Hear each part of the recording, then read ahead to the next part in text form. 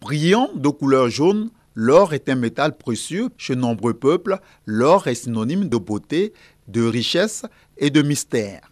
Pour sa valeur, l'or est recherché. La recherche de l'or de manière artisanale s'est accrue en Côte d'Ivoire au début de l'année 2000. Cette forme d'exploitation du métal jaune a attiré en 2010 plus de 2 millions d'immigrés des pays membres de la CEDEAO, selon le Centre ivoirien de recherche économique et sociale, CIRES. Désordre, banditisme, trafic de stupéfiants, prostitution sont entre autres les activités illicites qui se développent autour de la recherche de l'or, la plupart du temps faite dans la clandestinité. Le 22 octobre 2014, le gouvernement de Côte d'Ivoire interdisait toute activité d'exploitation minière artisanale. Cette mesure a touché au moins 150 mines clandestines. L'État avait donc réorganisé le secteur à travers la mise en place d'un programme de rationalisation de l'orpaillage. Nul n'est maintenant censé creuser des trous en brousse sans que l'État de Côte d'Ivoire ne puisse contrôler. Donc c'est à partir de là qu'il y a eu le déguerpissement des orpailleurs partout en Côte d'Ivoire. Cette décision est respectée par endroits grâce aux efforts consentis par les autorités administratives, soutenues dans leurs tâches par les propriétaires terriens et leurs ayants droit. L'État a commencé à réglementer l'orpaillage, à mettre de l'ordre, et ce qui a été fait.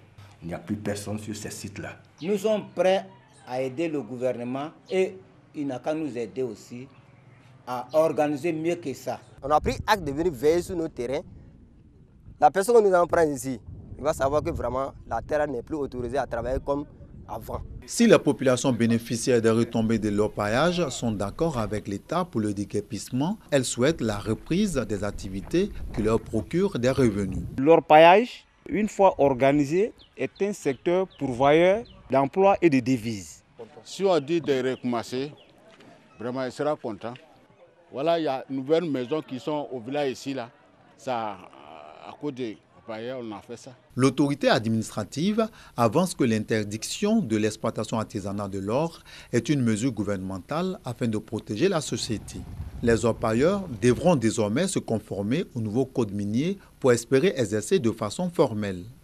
Après cette étape de déguerpissement, le ministre permet à toute personne physique ou morale de faire des demandes.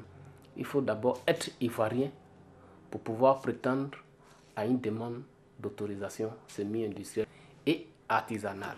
Cette décision vise aussi à réduire considérablement l'impact de l'orpaillage sur la société et l'environnement. Impact qui constitue une réelle préoccupation pour le pouvoir public. La destruction de tout ce qui est forêt, il y a les trous miniers qui sont des pièges à animaux et enfin il y a les produits utilisés dans ce type d'orpaillage qui peuvent influencer la qualité de l'eau brute. Les productions ont tendance à baisser, surtout dans les plantations de caféiers. 912 tonnes en 2014 et en 2015 en matière de production de café et nous sommes à 77 tonnes.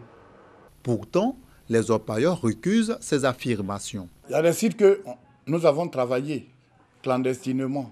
Ces sites-là aujourd'hui récoltent du cacao, du café. On réhabilite les sites. Il est donc dans l'intérêt de toutes les parties prenantes d'œuvrer pour limiter les dégâts. La production aurifère nationale, qui avoisine les 18 tonnes à l'année, pourrait connaître un taux d'accroissement seulement si la production inorganisée de l'or devenait formelle et contrôlée par les nationaux, soucieux du respect des règles environnementales et des lois de l'État.